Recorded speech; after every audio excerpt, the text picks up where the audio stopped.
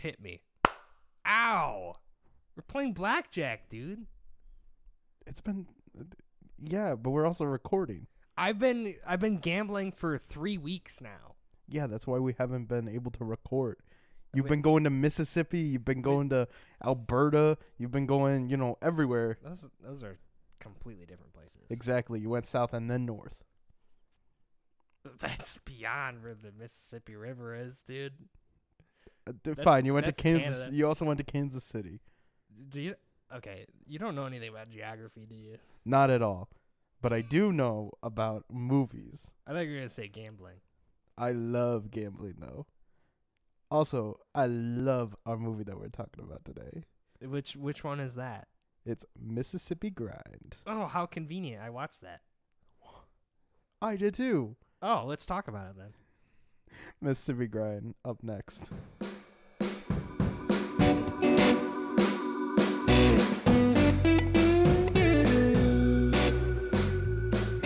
All right.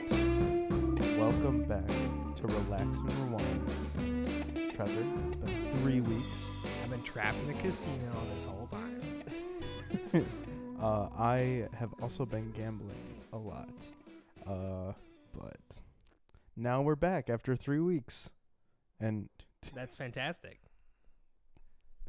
we're just gonna, we gotta address the elephant in the room What? right away. What? We are recording, and for some reason, we've decided that the thing that we're gonna have on Trevor's TV is Harry Potter live stream clips. So we may be distracted. It's like on the Warner Brothers channel or something. Isn't It's it? on the hair. Oh. 791 people are watching That's this. a lot of people. That's a lot of people. Oh my gosh, that is insane. They should have one that's just Mississippi Grind. It's just, Different clips. now it's playing Harry Potter 1. It just finished Harry Potter 4. But okay. Oh, where's the Ben Mendelsohn live stream when you need it? The Ben Mendelsohn live stream. That'd be amazing. You know where that is? That's in my head. It's in your head all I'm the time. always watching Ben Mendelsohn. 365. Yup, every day, all day, every day. Nice. But anyways, The Ryan Reynolds live stream would be kind of hell, though. it would just be 500 Deadpool clips. It'd be mostly Deadpool, I think. You're right. And then one of, what was that Christmas movie that he did? Do you remember that? Was it Scrooged? I feel like it was Scrooged. I don't know. I don't I'm know looking what up it was. Ryan I don't Reynolds. think that's what it was called. Ryan. Okay, well, I had blanked that out of my memory. Thank you Wow. for reminding me of that. while I look up the Ryan Reynolds Christmas movie from a few years ago, welcome to Relax and Rewind. I think I've already said that, but we got distracted. Yeah. I am your co-host, Sean. I'm the main host now? What? You said No, you're another co-host. You said, oh, we're both co-hosts. We're both co-hosts. What the fuck? I thought you were suggesting one was host and then one was co-host. You go away for 3 weeks, and all of a sudden we just lose all podcast. Okay, I'm Trevor. You know, And this is Relax and Rewind. This episode is on Mississippi Grind, as has been stated previously. This was your pick, Trevor. yes, it was. I think this is your second pick coming back. I don't. It doesn't matter. Yeah. So we pick a movie and then we Yep. watch it. It's like a film club, and then you can watch along at home. Whoa. If Graham, Ever wants to come back? he had plenty of time to watch the movie. He really join did, us and we today, saw but him once. We saw We him did. twice, actually, right? We Or saw a him movie once. together, didn't we? Yeah, we just saw What Iron Lung together, I think. Oh yeah, we saw Iron Lung together. That was fun. But anyways, we'll cut the small talk and get right into Mississippi Grind. Okay. So since it was your pick, and since, like I said, or as you said, it's like a film club, Yep. so we're gonna discuss about Mississippi Grind. Why? We'll just start off with this. Why did I pick it? Why'd you pick it? While I look up what the Ryan Reynolds Well, Christmas movie is about. Ever since you made me watch Animal Kingdom, which is, if you look back through our episodes, is the one that was tragically The one we that lost half the recording on that one. But tragically. anyway, ever since I saw that movie, I've been a huge Ben Mendelsohn fan because I forgot who he was, but obviously he's in Rogue One. this the Star Wars movie Rogue Yeah. One. He's great in that. So like ever since that time, I'm like, okay, I'm aware of who Ben Mendelsohn is, and I'm a fan of his. Also, just the Ryan Reynolds Christmas movie was Spirited. No one cares. Absolutely no one cares. Okay, fine, sorry. Forget that. Anyways, go back into Ben Mendelsohn, one of my favorite living actors. Let me forget that Ryan Reynolds movies exist, okay? Then you would forget about Mississippi Grind. No, I wouldn't. No, not all. It's not like a Christmas spirit thing where you forget all of them. Just that one. Just the one, okay. But yeah. So I'm a big Ben Mendelsohn fan. Not to be confused with that Lord Mendelsohn guy. Am I right? We don't talk about that. Anyway. So I've seen the cover art for that movie, Mississippi Grind, like a million times. Mm-hmm. And every time I've seen it, I'm like, oh, I want to watch that. So it's been on my watch list, like burning a hole in my watch list for ages. Now, I was wondering, did I recommend this to you? Because I do remember watching No. this. I don't think we've ever talked about it before. Okay. I'm pretty confident about that. I think I do remember. I'm not going to go back through the Animal Kingdom episode, but I do remember saying that Ben Mendelsohn was one of my favorite actors. And I do remember this is the movie. This is like you. Well, maybe you mentioned it in that episode, but I don't remember. But yeah, that was a while ago. That was almost 3 years ago. Yeah. So, well, time flies. Time dude. does fly.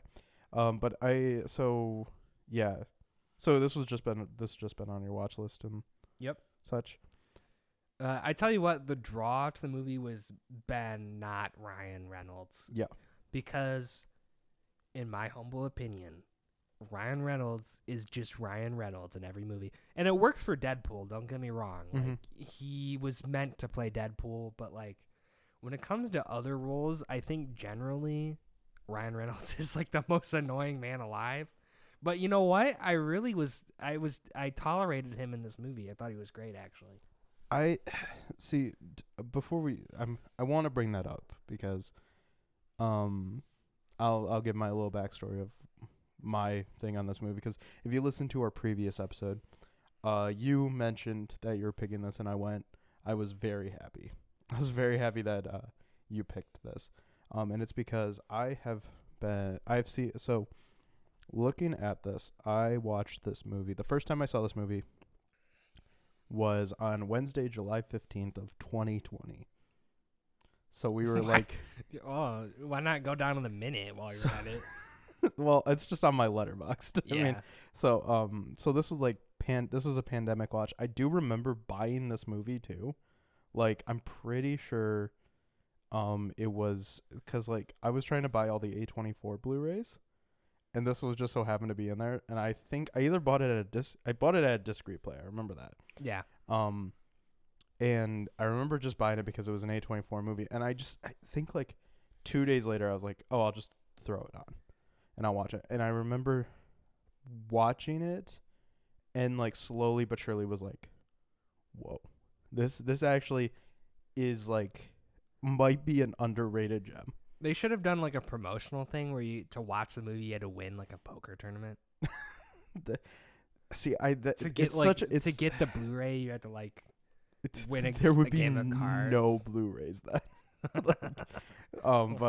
So that is like my backstory on it, and I still say, after watching this movie, you bring up Ben Mendelsohn. This is the movie that made me love him as well. Like, this is the movie that I was like, holy shit! Like you said, we had seen him in Rogue One. I think he's been in a few other ones. He was in like Captain Marvel. He was in those Marvel movies. Well, yeah, he plays a Marvel character. He plays the Skrull guy. Oh my God, Secret Invasion is such a pile of crap. We're not gonna bring up Secret Invasion. Secret Invasion's so bad. But he wasn't the problem. To be fair, wasn't. But he's also in Ready Player One, as the villain in that. So like I knew about him, but this movie made me love him because, and we'll get to it when we get to like the best scene or whatever. Mm-hmm. There's a scene in this movie that makes me just fall in love with him, and you bring it up as well, the Ryan Reynolds. I wanted to get to that. You say that Ryan Reynolds plays himself in every movie. I would say he doesn't really. He's He- still he's- Ryan Reynolds. yeah, in he's this. You got to admit, he's still Ryan Reynolds. He's just more serious than normal. he's actually not the best actor of all time. You can't say that. Oh, sorry. Did I hurt? Did you know that he was voted sexiest man alive once? Okay, You're like Googling to verify that. No, it's true. I am. So who are you to say he's not a good actor? He was sexiest man alive in 2010. It's been 16 years since he's been sexiest man alive. Okay, You got to so admit he's you know aging what? well. You know, he doesn't look that bad. he is, but still. Anyways, so the fucking Harry Potter shit is on the screen still. Anyways, Oh, they did the thing where oh my God, there's 3 Harrys. there's 4. I don't remember that part. There's 5. I stopped watching those movies. Oh. Anyway, Okay. Anyways, Harry Potter aside, yeah. Where were we? you were talking about Ryan Reynolds. Ryan Reynolds, and how okay. he's not a good actor. Yeah, Ryan Reynolds not being a good actor. For me, like I said,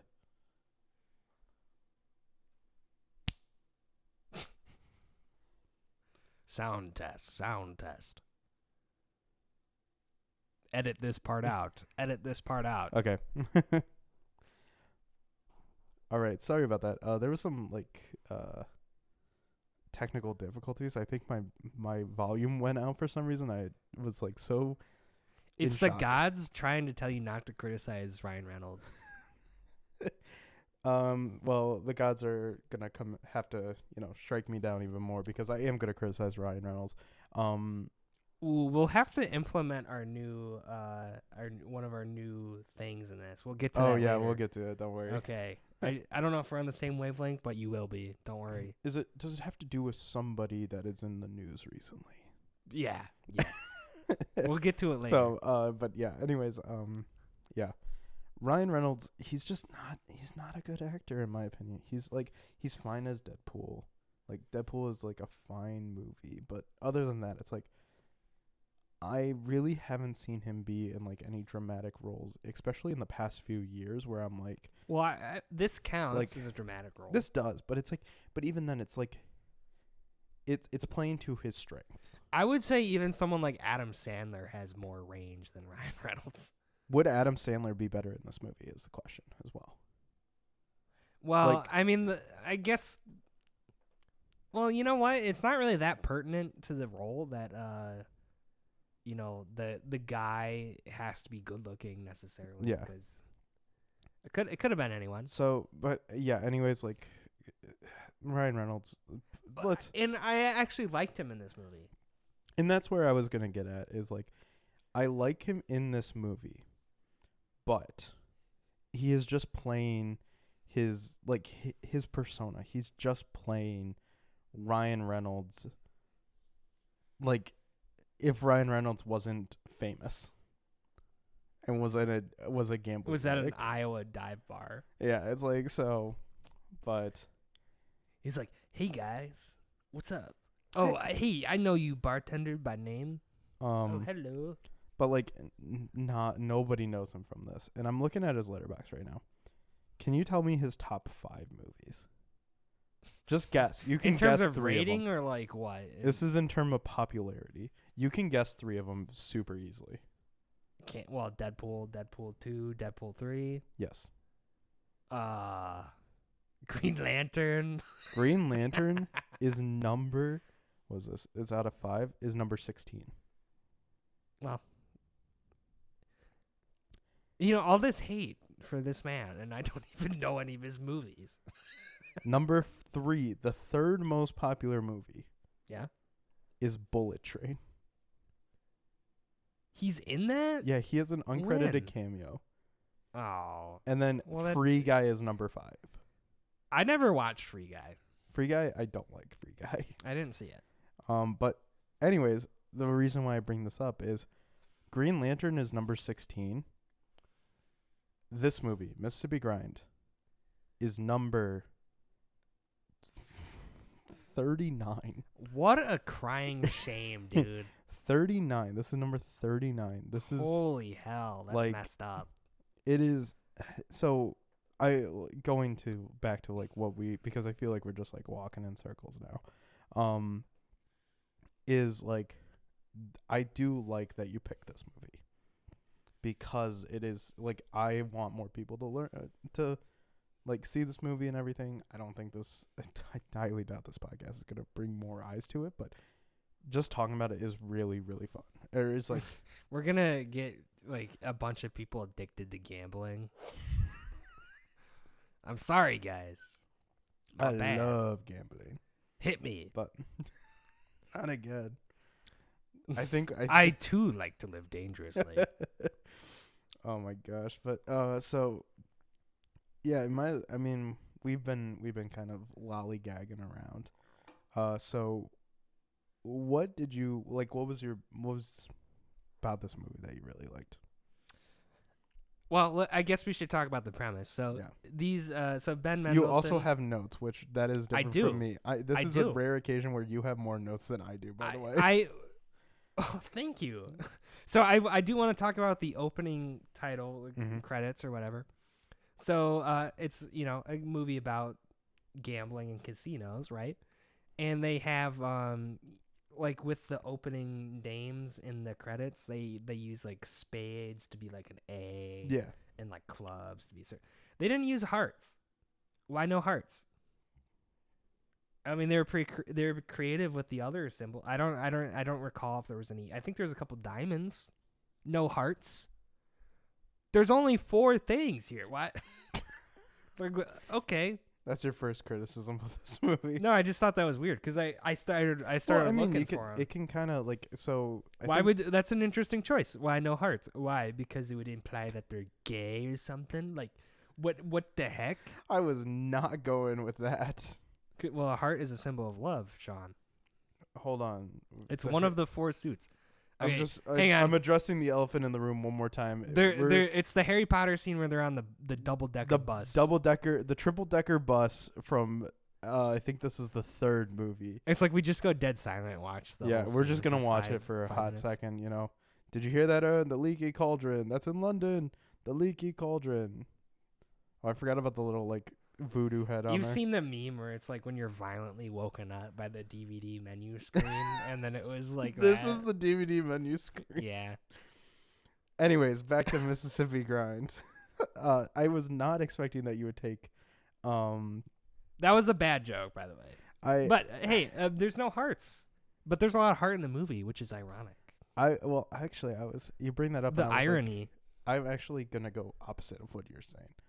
I think that's very interesting that they didn't use hearts, because what's another big theme of the movie? It's like Gambling. No, it's just a movie about gambling. I'm not following. No, because I think the biggest theme is like, yes, it's about gambling addicts. I think like that's the biggest thing about it. It's also about like having friends, But I also think it's having somebody to go back to. It's about having like true. So I think like because you have the whole thing with like Ben Mendelsohn's character, and this is where we can get more into the plot, as like Ben Mendelsohn's character, Gary, spelled Gerry. Isn't it Jerry? Did I say Gary? Fuck. You said Gary. Jerry. It's Jerry with a G. Idiot. Sorry, I'm such an idiot. It's the Harry Potter that's getting to me right now. I need to turn it off. It's too distracting. Wait, hold on. This is the part where they're gonna stretch. They're gonna become really thin. Oh yeah. They just go. Yep. Here we go. Mind your head. But yeah, look at that. Look at that. Oh my gosh. Whoa. Those effects really hold up. When did this come out? Harry Potter. I'm turning the stream off. Is this Prisoner of Azkaban? I think it was. Prisoner of Azkaban came out in 2004. It's old, dude. Damn. When did Mississippi Grind come out? 2015. Okay. 11 years after that. It feels like it should be older than that. To be honest. Oh, hang on. I'm putting the Middle Earth live stream on. We're going from Harry Potter to the Middle Earth, guys. That one's better anyway. Hold on. Warner Brothers for the win, by the way. You know. No, not right now. No. Oh, not right now. what do you mean, Sean? Topic? No. Oh my God. Okay. Thank God. I see Gandalf's face. That's better. Anyways, but going back to the plot, Jerry, Ben Mendelsohn's character, is like kind of a down on his luck guy. He goes and plays in like local poker tournaments and that's where he meets this hot shot. Ooh, he buys the expensive whiskey. He buys Woodford's. Or is it bourbon? Which it's bourbon. It's Woodford. The expensive bourbon. You know, honestly, because I usually what I do is because we are over the age of drinking alcohol. I usually will bring a drink. I always buy a lot. We're not alcoholics. We're gambling addicts, but we're not alcoholics. It's not like we just turned 21. I know. Yeah. I don't exercise my right to drink as much. You're so right about that. So it's a chill recording. We got triple jams. We got triple jam today. This is not no spawn. Not spawn. No ad. Sponsor. I was like I was gonna say SpawnCon. I was like, what the? That's a different comic book movie. It's different. So. But I'm really pissed off that I didn't buy some Woodford and that we could like taste test it. Dude, I would hate that shit. You'd be like, bleh. I don't like whiskey. I don't like bourbon. I like whiskey. I like vodka. Like the only reason I'd ever drink it is to get messed up, not because it tastes good. Like I don't enjoy any of that stuff. And that might be the but that's you bring a good point though. I'm never gonna be an alcoholic, which is a good thing. Now I have a problem with soda, but I just want to announce to the world I recently switched to zero sugar Dr. Pepper, and it tastes good, and it's zero calories. Again, we're not sponsored. So brave, but it still tastes good. So I think maybe I'll be less fat now. Anyways, it's zero sugar, so there's no sugar in it. It just has all the cancer ingredients still. Exactly. So it's a win-win. It's fine. Don't worry. It's only in California over there. That liberal woke state. What are you referring to? I don't. California. I was just referring. They have regulations. Isn't there like something on California like Prop 50 or whatever in there? That's I don't know, Sean. Has to put cancer symbols on everything. Let's see. No. Prop 50 California. Oh. Honestly, yeah, but that wouldn't stop me from drinking Mountain Dew. Oh, never mind. Prop 50 is known as the Election Rigging Response Act. Oh, wrong number. Whoopsies. We're not very focused this Anyways, episode. Yeah, we're really not. We got Harry Potter, Prop 50. Dang it, they're fighting the wargs, Sean. I can't pay attention. The part's so cool. Wait, is this where he kicks the helmet and different category. This is Two Towers. You're wrong. That's in the first movie. Oh wait, or is it? No, I thought it was Two Towers. That one's Two Towers too, but that's okay. Anyways, scene. let's get back. So he broke his toe, right?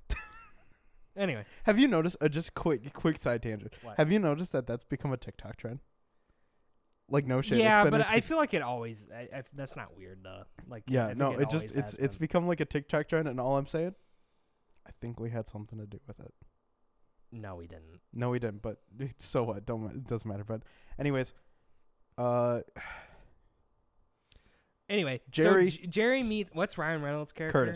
Curtis. He meets Curtis at he's playing a local poker tournament. Yeah, it's I think it's poker. Yeah, he just sit down, play with random people, and then they end up at the same bar later.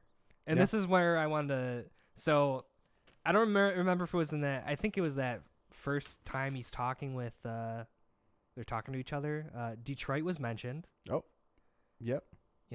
We're from the great state of Michigan, so I just wanted to mention that Detroit was mentioned in this movie, and it wasn't inherently negative. Woo, let's go. Unlike our other movies that we chose, like RoboCop. RoboCop. There's so much crime. RoboCop has to blow people up. Anyway. But yeah, no. So basically the whole movie is Curtis and I keep wanting to say Gary, but it's Jerry. They have a newfound friendship. And they bond around American pastimes like gambling and darts and drinking. So and not having any money and owing people money. yeah. So they hatched this plan to go down the Mississippi River and hit every casino on the way down. And it's just like it basically is because Jerry is like, shit, I'm all out of luck. I need to pay back my money. I need to pay back my loan and shit. And he's like, well, fuck it. You know what? If I'm going to go out, I'm going to go out on top. So they go on a little road trip. And this is where this whole side tangent, by the way, I just realized was because of why I'm saying there's no hearts in it. And you said it's because they're gay. Oh, yeah. What was your point about that? So my point of it is that I think a lot of it is with, like, it had Curtis. nothing to do with like the artist on the like titles, like not. It's one of those. Like, he's just like, they're like watching it in post and they're like, dude, you didn't use any hearts, bro. Didn't use the hearts. I don't know what letter. It would We look premiere it tomorrow. It's like, fuck. To be fair, what letter would you? Shit. It could work. I think a heart could work as a V. As a V, perhaps. Well, let's see. Is there anyone with a V in here? Probably not, but I don't know. I'm just It saying could have worked as a Y though. Could have. Ryan Reynolds. I think ultimately that's a pretty minor detail. Anyways, but what I'm saying is, like, because I think a lot of the first main thing, like a big theme of it, what I was getting at is a lot of like wanting to be with somebody and like, because this is a bromance film. It's a bromance film, but then it's also like they're like the first thing they ask each other is like, or one of the first things they talk about is like, you got a girl, like you got someone to go home to. Well, and that's the other thing is, like, I'm pretty sure Jerry's ass is divorced. Yeah, and we'll get to that. We'll get to that one. But like Curtis has that the Sienna Miller character, where he is constantly like calling her. Yeah. So I'm like, that's what I think like a big thing is as well, is like these people are just trying to find someone to be with. And I think both of them know that they are like, this is a good friendship, but this isn't what we want. We are actively like feeding into each other's like worst habits. Now, like, because even then, what does because we'll go, now it's the fucking Hobbit. What the shit? Okay. Anyways, it's anything under that umbrella, Middle Earth. Anyways. So, but like, the whole thing, we'll get more into the plot as well, because they go down the Mississippi because it gets, we got to get to the plot, because it's a big part of the plot. Yeah. That I was going to say, but, they keep going down and then they find all this stuff. And then, as they're like going down, they start to lose a decent amount of money. Yeah. And so I have a couple thoughts. I'm gonna go a little rapid fire here, okay? Yeah. I just want to mention that the lighting in the bar scenes is always amazing. It's really good shadows. They have really, really excellent color blocking almost, and like good. So like, there's a lot of neon signs in bars and stuff. This is a very good looking movie, all the way. And then like towards the beginning. I don't remember the exact first instance, but there's the theme of the double rainbow thing. Yes. And, because I was just thinking, so it came out in 2015, so this is way after that viral YouTube video, or like, double rainbow across the sky. Like, what? There's only one, or there's only, I thought one it was double rainbow thing. Hello. Yeah, it was from 2010. It was double rainbow all the way. Yeah, dude's like high or drunk or something, and just like, it's so beautiful. But then he uses the rainbow thing kind of becomes his like good luck. Like, he views it as being good luck. Because later in the movie, when they're at the horse races, he bets on the horse that's named like Rainbow. Yeah, or it's like double rainbow. Yeah. I think the actually, I'm pulling it up right now. You can keep talking. Oh, another one of my notes was, we should go gambling. like you and me. That was like a fourth wall Fuck. break. Oh, and then So actually, you bring up gambling. So I was served. I'm a gambler because I get served Instagram reels of gambling. And it was this. I see all those like rain bat memes. Yeah, but the one that I just recently got served was a video of a girl who, she was like, $1,000 putting it into a slot machine, and she puts in $1,000 or whatever. She's like, let's go gambling, basically, and like hits it. It's like a Monopoly one, and she hits it, and she like hits a bunch of jackpots. Like she just multipliers all the way. Ooh. She ends up winning like $100,000. I immediately sent that to my girlfriend and said, the casino calls to me like the Green Goblin mask. So have you had any so like me personally, I don't know, I'm just not in the right, I don't know the right people, I guess. I haven't been to a casino too much. Me neither. And the only gambling that I've done is like scratch offs. The biggest win I've gotten is $50. I know Zach was always talking about doing that sort of thing. Yeah. But like I feel bad when I lose like $5. I know, yeah, no, I'm like, so like the casino's like not. well, a place even for then me, dude. earlier, like what was it earlier? We were talking about Pokemon cards and card collecting. Yeah. I've been trying to like complete a baseball card set. Yeah. Dude, I'm not gonna lie. You were like losing $5. I lose like $6 on a pack of cards that I get all duplicates, and I'm like, fuck, I'm gonna kill myself. Like this is like the worst thing in the world, Dude. So I don't know if I would actually be good at a casino. I would have to be. I would play it pretty safe. I'd be pretty Yeah. I'd be a defensive gambler if that's a thing. But anyways, yeah, I do. Oh man, kind of all over the place with my string of thought here. No, you're good. I do want to talk about one scene in particular when they're. Oh, I was just gonna say, like, I'm spending a bunch of money on this trip to the West Coast I'm doing next month, and like, it kind of. I know I have plenty of money, like I have enough money to afford the trip, but it's still hard to see like a bunch of hundreds go out the window. Yeah. But anyway, like I think I don't know who. I think I learned it from my dad, but I'm like really stingy with money. But anyway, so there's that first scene when they're talking about initiating this trip because Curtis is from New Orleans, I want to say. So that's the ultimate, that's the end goal of the trip. Yeah. And also his girl's in St. Louis. Yeah, and so they want to go down the river. Yep. So like when they're that first scene when they're talking about the trip or whatever, it's like a back and forth camera shot, and then it settles on Jerry, and then there's a camera zoom, and I was like, there's some intent there, because like it's showing how Jerry is just like hooked because Curtis, Ryan Reynolds' character, I think this is what one of the strengths of Ryan Reynolds being in this movie is he's so charismatic, and like you feel like he's a good luck charm, you feel like he's gonna win every bet he makes. He's that type of person. So, like, you see Jerry, he is hooked because there's not a lot going right for Jerry. You know, he's divorced, he owes people money. So you can see him, like, just getting hooked on this idea that he's going to win a lot of money with this guy going down the river. Yeah. And then I had another thought in my head. It's like, well, this Jerry guy, is he trustworthy? So I'm like, is he going to...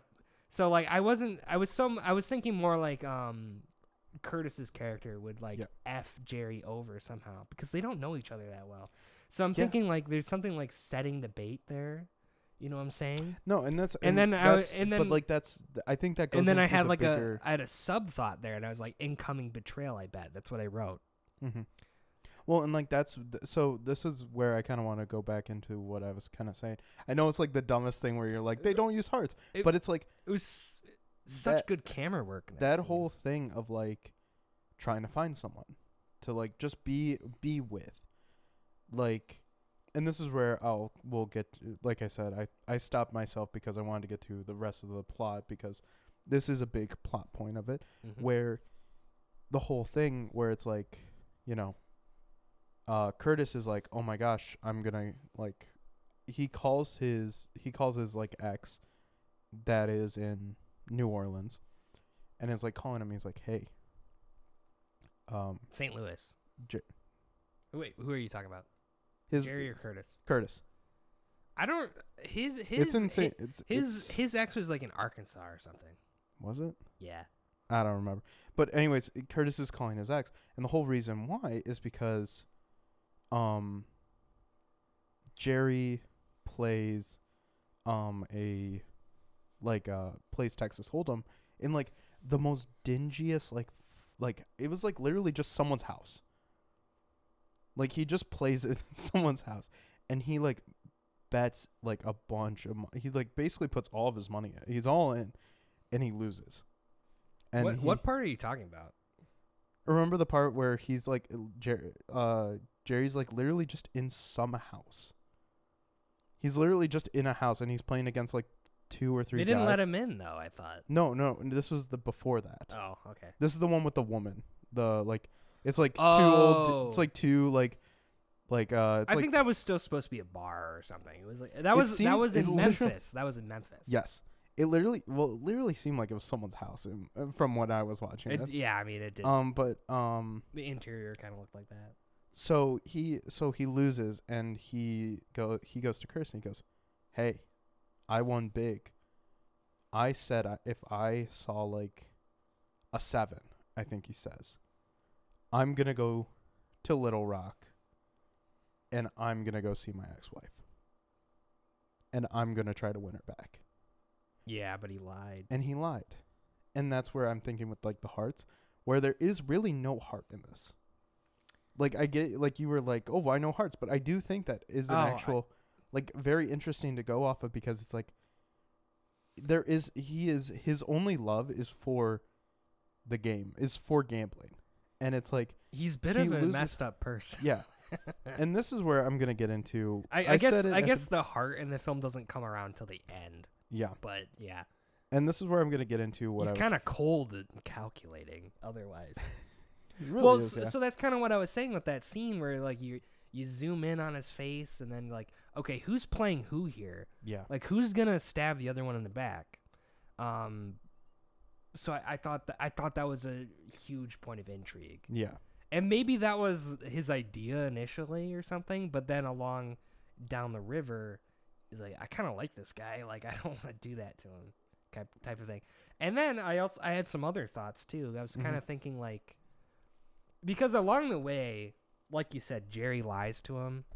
He lies to him like constantly, too. Yeah, Jerry really f's up a lot of stuff along the way, but Curtis kind of just goes with it. Like it kind of felt like Curtis was his guardian angel or something, which I thought was really interesting dynamic, because I think at some point he cares for the guy and he like wants to. I think to best put this movie is that they're both people, or both Jerry and Curtis. They are each other's devil and angels on the shoulders, but it feels like they're switching out the horns for wings every so often, because like there's times where it's just like, you know, because we'll to keep furthering the plot, we're gonna get back. I'm gonna bring back the whole him going to see his ex-wife. He doesn't do anything. He doesn't really. He only reconcile. He only goes there to steal money from her. He goes there to ask for money, basically, and he was just gonna take money. He wasn't gonna ask. No, I think he was asking for money. He grabs it from the sock drawer. Remember? Hold on. I think he goes to like talk about it, and she's like, "Why are you here?" And he's like, "Can I have a few $100?" And she's like, "Get out." And then he does that. So, and we'll come back to that, but basically that's when they go to they go to, like, it says here they go to Mississippi. That's also where Jerry gets stabbed or like grazed by a knife. Like, no, you're misremembering, because that's towards the beginning. That happens when he's still in Iowa. Is it? He gets stabbed in Iowa, dude. Oh no, yeah, he does. Okay, never mind. No, this is the one where they go to the. This movie has an excellent segment where it's just an Iowa fact dump delivered by Ryan Reynolds. And I'm like, hell yeah. I love state facts. See, I'm misremembering this because. By the way, if you're American and you don't know all 50 states, brother, You are dumb. Get it together. Brother, you're a Republican. I know they repealed the Department of Education or whatever, but get on it, dude. But anyways, going back to it is like they go to Mississippi and then the VIP card rejects and all that. But then they basically put everything. They sell everything. They basically just put it on the racehorse, which is named. I found out. No, it's not. It's Toto's Revenge. Oh yeah, Toto's Revenge. Which is a reference to Wizard of Oz. Wizard of Oz, Somewhere Over the Rainbow. Yes. And that's why he picks it. The horse that wins is Mississippi Grind. Wouldn't you go figure? And Curtis tells him that he put it on Toto's Revenge. Horse names are so good. Yeah. And they actually put it on Mississippi Grind, and they lose. And this goes back to what I was saying with like the devil and the angel is like. I think Curtis is wearing the angel. Basically, Curtis is wearing the angel wings when he goes, Gary, you got to stop. Like, go home. Like, seriously, just. You called him Gary again, dude. I keep calling him Gary. It's the G. Jerry. Soft Sorry. G. Jerry. He tells Jerry, he's like, you got to go home. You got to stop doing this. You've lost. Just cut your losses and go. Mm-hmm. But then when Jerry leaves, he immediately puts on those devil horns. He's like, fuck, I got all that money. Because he actually put the money on Mississippi Grind and won. So that's why I think there's... Dude, I'm so stupid. I didn't make that connection now. Yeah, so Curtis lies to Jerry, and he bets on Mississippi Grind. Yes. The horse that wins. Mm-hmm. So then I think he must have some predilection that Jerry will find him again, because he starts like a pickup basketball game and starts pissing these guys off to lose a bunch of money on purpose. Well, and then like Jerry goes he has to make it seem like he didn't win the money or something. But also like Jerry, like, so they're like kind of they're both down on their luck. They need each other too. Like, and that's the thing is like that's where I think the heart of it is. There's some magnetism between them. So basically they diverge their paths, and then they reconvene at a casino, and then they're like, oh, after Curtis talks to his mother, which was an interesting scene. Yeah, I don't know if I like really. I think it gives some depth to like maybe why Curtis is the way he is. Yeah. Where he's just kind of he's been around this for a while transplant too. who's just going bar to bar across the country. I think it's also implied like his mother is one of the. It's like she's a lounge singer, so she probably moves from bar to bar. Yeah. He was probably on the move as a child. He kept moving from bar to bar, town to town, and he doesn't really. And that also is where I think this whole thing, because I know you think it's stupid that you pointed that out, but I was just laughing at my own notes for a second. What'd you write? Okay, so some of my notes was like, I don't know how to play poker, but then later on, I was like, blackjack, I understand. I fucking love blackjack. Well, and then just to round out the rainbow references, when he's in Memphis, he looks at the TV and sees that the Hawaii Rainbow Warriors won. So he's betting on college basketball too, like like Uncut Gems. Like earlier, he's like, he calls like his bookie to Jerry does. He calls his bookie to put a bunch of money on Gonzaga. Yeah, and then his bookie's like, no, F you, like you owe too much money, Jerry. Like, screw off, just like Uncut Gems. Yeah, which is a nice parallel. But to finish the plot, basically they just go and they like, Jerry is like, well, they meet up again at the casino, and then they win a shit ton of money. They basically put it all, and then they're like double or nothing. Yeah, and they win. And that is honestly that. So what I was gonna get at is, in my notes I have double or nothing. Fuck that. Because at that point they had like $250,000 or something, and he's double or nothing. Double or nothing. Bro, I would never do that. That's because, like, imagine if they just lost that bet, and then you're like, well, what was the point of that fucking movie? Like, they just lost. Yeah, but anyways, it's just like they win, and then this is where like we didn't mention that Ryan Reynolds always he has a saying where it's called Machu Picchu time. That's when it's Just time to go. just to get, get the that's when hell you're out of that's when you're Dodge. running hot. That's just like That's when you leave Dodge. it's just like get out of there. And Oh no, I'm developing feelings. Gotta like, get out of here. yeah, but that's the thing as well is like I know I keep going back to that heart because I do find it so interesting that there is no hearts in the opening credits, Yeah. and I think it does reflect that there really is no heart. So you think that was deliberate? I maybe I do wonder because you said this was free on YouTube, correct? Yes, that's where I watched I'm it. gonna pull up the end credits because it would be very interesting if the first one is a heart. Oh, I don't think the end credits had the same kind of art though. I will say that the Mississippi and the Mississippi Grind title card, Mhm. the way the S's loop around each other, that's the official state. Yeah. that's the way it is on all the when you're entering the state of Mississippi. That's the way the logo looks. The big loops on the Mhm. S's. I thought that was a nice touch. Let's see what else. Damn, this shit ain't free on YouTube. What the hell? Are you sure? Yeah. Maybe it's not anymore. It's because we watched it. So let me It's been 3 weeks. let me just go over the rest of my Yeah, you go over the rest of it, my- and then I want to bring up some more like my shit post behind the scenes facts. because these notes aren't so much actual notes; they're just kind of shit posts. Because like earlier in the movie, I said something like losing money counts as a good They're thing, free on- and I it's don't know what that even It's means. free on Tubi. That's what it is. I put Ryan Reynolds equals Guardian Angel, which I already mentioned. I said the line between fun and sad is really thin, underlined. And then I wrote, "Is it gay to have a man blow on your dice?" I don't think it is. I think that's I think that's okay. You know, two bros can be bros at a casino, and it doesn't have to mean anything. You can blow blow on my lucky dice. Like that's not. Mhm. Don't make it weird. Go gambling with your bro. Anyway, so I did say that there was a weird vibe after the Double or Nothing. Mhm. And I'll so like you mentioned because I ate a little steak that I made.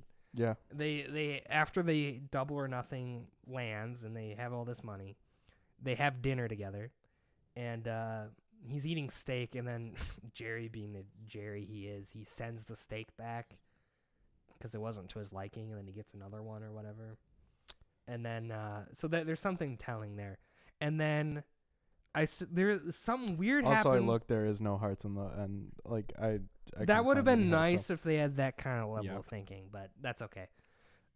There was something weird going on with the soundtrack in this scene. There's some harmonic resonance happening. Did you notice that? I feel like that's where not just like music playing on the radio, like soundtrack music, Mhm. like original scoring. That's where I noticed it the most. And it's kind of this weird vibe. It's like harmonic. It was almost scary in a way. Like it could have, and I don't know what it is, but I think, and you could read the scene two ways in a way. Like Jerry and Curtis are talking. Mhm. You can see the little gears turning in Jerry's head. He's like, I'm going to steal all the money. Yeah.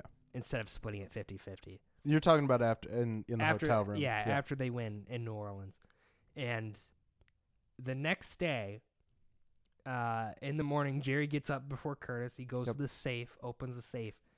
You see the two piles of money like stacked up high because that's the safe was only. That's the way the money was in two stacks because the safe was small. And it lingers on it, and then it cuts away, so you don't see if he took only his half or all of the money for a second. And then Curtis gets up. He's walking around, blah blah blah. He found a random woman, not his girlfriend, by the way. There's something about that. There's something to be said about that. But also, he walks around and he goes to the safe. He opens it up. His stack is still there. Yeah. I was like, that is crucial. That is the that fulcrum of the it's still entire there. movie. That is the crux of everything. Yeah. and that's what makes the movie excellent. Because I think if you know, talking about like a random parallel to a different movie, tell me if it's valid or not. Okay. They're going down a river, right? And it's all about a change of like, you know, you from where you start. You said that, and I immediately was like, "Are you talking about Huck Finn?" Like, no, I'm not. I am not. Huh? So where you start the journey at the headwaters or whatever, if you want to call it that, you're in a different place. As you go down the river, and rivers are very metaphorical. I don't know if you know this, guys. They have a lot of power in storytelling. You go down the Mississippi River, and by the end in New Orleans, he's a changed man, right? Mm-hmm. And it made me think of Apocalypse Now. Because the whole I can see what you're saying. I see the what you're whole saying. thing about that movie is him, which by the way you can watch on YouTube for free. Apocalypse Now right now. Awesome. Or that you can do what I did and buy it on Blu-ray. Sure. Own digital media, guys. Like it's Own physical media. We don't like Oh. digital media. Oh my God, I made a horrid mistake. I'm sorry. Shit, I bought all my movies digitally. I got my wires crossed. Sorry. You're good. But I think there's some kind of parallel because obviously the guy in Apocalypse Now is. Yeah, he's going And down the river. By the time he gets to the end of the river and he actually finds the bad guy, he's a changed man. Like a lot has happened. Mm-hmm. So I think there's some, because you know water is purifying, all that jazz. Yeah. Jazz, New Orleans. Oh. It all makes sense. You know what I'm saying? So I think there's something to it because by the end of the movie, I think Jerry has learned some valuable lessons. Yeah. And I think maybe he's gonna grow. He's gonna grow up and get over that gambling addiction. I think. So At least before, if you want to so read it positively. Anyway. I think this leads into I just want to get to two more things before we was go. was that valid? No, I think it was valid. Thank yeah. you. That's all I needed to hear. I want before we go into our little like other section of the podcast. Maybe I'm just overthinking it. No, you're good. Dude, you said that there was no heart on it in the opening section. You developed that into like an entire And mind worm thing. Where and you're I like, mean, it it's kind of makes important. sense though. It does, but they didn't. I think maybe just the typeface didn't have. Okay. Okay. I don't think it's that deep actually. Anyways, but or they were worried about it, you know. But so this is don't know. where I want to go over just two more things before we get into the other section. The first one is last note, 10 out of 10 soundtrack. is a good soundtrack. So the first damn thing good that I want to ask you is Those are my notes. Whoa. Got your little legal pad sheet right there. All right, I went through my notes. I'm gonna watch the fight with the Witch King. Whoa, he just cut off the dragon's head? What? They're not dragons. They have a Oh. different name. I forget. I don't. See, I've never seen Lord of the Rings. Oh my God. The look you just gave me is crazy. Anyways. I might have to pick that just to force you to watch it. Oh my God. Oh Okay. my God. So anyways, the first thing that I wanted to get into was like just the ending itself, and then the second one is I want to talk about just a quick rundown on the directors and how kind of this movie Directors with an S. Yes, it's two directors. Oh. And also how it kind of really failed at the box office. Well, you know, it shouldn't have. So the first Heaven forbid a movie exists that doesn't have explosions and whatever the hell else. So to ask you the first question is, do you think, because you just brought up that like Jerry, you think he's going to be a changed man? I sure hope so. I think the movie reads really lame if he doesn't change after all. As soon as they sell his car and he buys it back at the very end. Yeah, he buys his shitty car and back. it's playing. They had to sell his car on the way down there. That's how bad they were doing. Well, he gets in, and it starts the CD again. It's playing. So he has a CD in his So car do that's you playing like think- tells, what to look for tells when you're playing poker and stuff like that. So- you know, like grabbing your earlobe or like. But do you whatever. think that because of that, do you think that's a sign that he's actually going to be like, You know, It could be a little. I guess you could read it as being ambiguous. So because even then, does he take the tape out of the car? I don't think he does. no, he just it lets literally play. just keeps just playing. I think it cuts to black and it's still playing, if I recall. Yeah, and then it plays the remainder of like that track in the CD, and then it plays a song in the credits. Because the reason why I ask is because that happens to Jerry. I caught myself. Jesus on that one. Christ! I caught dude. myself. I caught myself on that one. And Gary. but don't gamble. Curtis, Don't gamble in Gary, Indiana. We're just gonna throw that out there. But even then, Curtis says that he's going to Peru, which of course, if you know, Machu Picchu's in Peru. So do you think like because I do think like if you had he like, just says that throughout the movie, and he doesn't really do anything. He keeps going back. So do you think like this is one of those endings where it's like, yes, it ends on a happy note, but deep down inside, in like the subtext, it's like he's saying he's going to Peru, he's going to Machu Picchu. Is he actually just going? Is he gonna go two towns down and play at the casino down there? I think it's riding such a fine line, because if Jerry was just 1% more of a bigger piece of shit and he took all the money, not only would I think that would foretell things not going well from Jerry from that point on, I think also for Curtis it would have been bad too.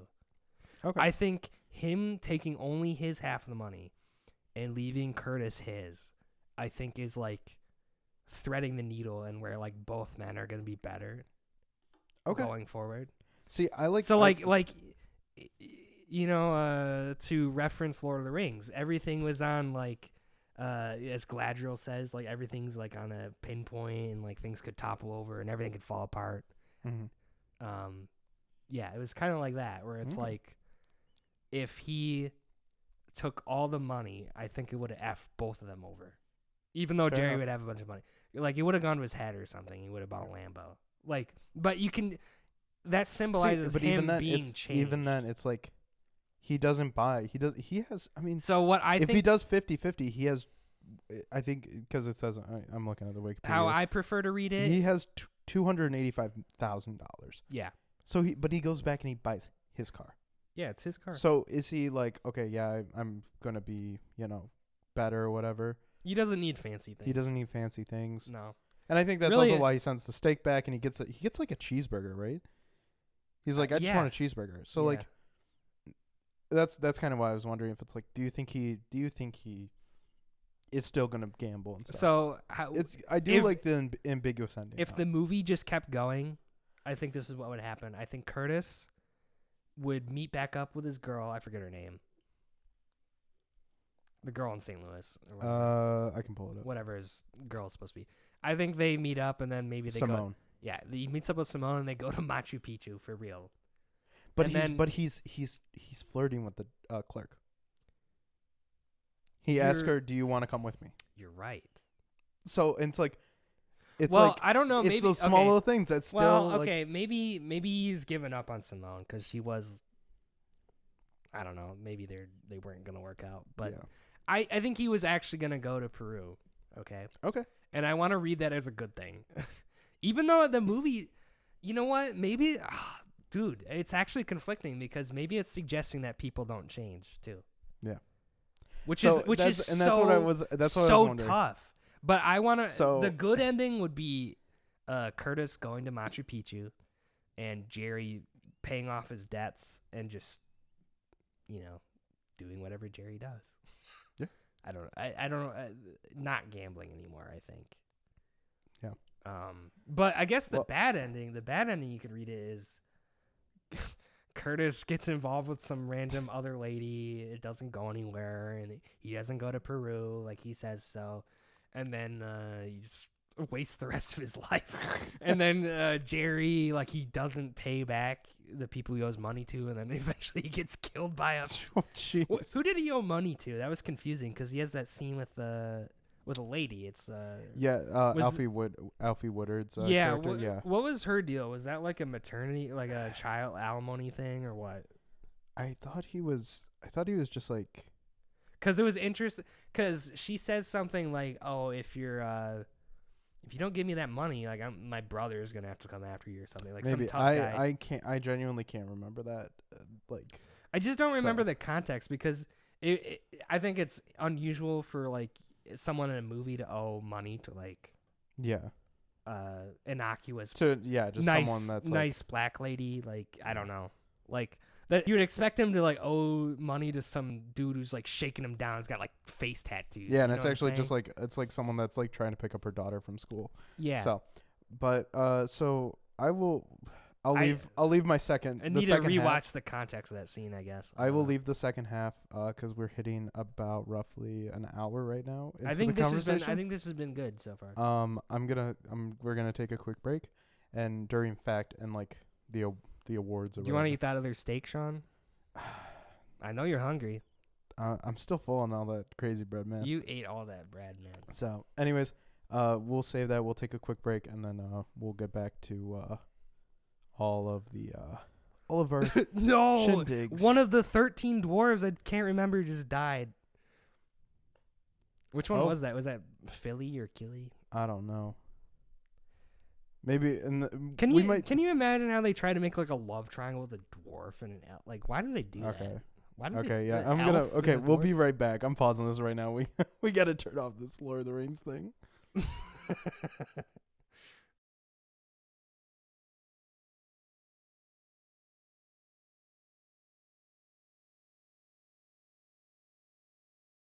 All right, and we are back.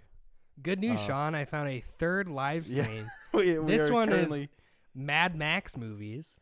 I'm pretty sure it's just Mad Max 2. I think No, this no. probably is No, just the full movie. The thumbnail had fuck. someone just got ran over. The thumbnail had the newer one though, but I'm seeing Mel Gibson right now. Yeah. Yee. Heck yeah. Oh Wait. Maybe not the best. Yeah, we don't like that guy. But anyways, we like his movies, but separate the So you love actor. Passion of the Christ? I didn't say that. You said you loved his movies. I've actually never seen that movie. I had to. I was thinking of I had to Brave. see it once. I was thinking of Braveheart, but anyways, so I said that I would keep. I'm gonna move the section to here, and I'll just put in like the fact corner as we call it.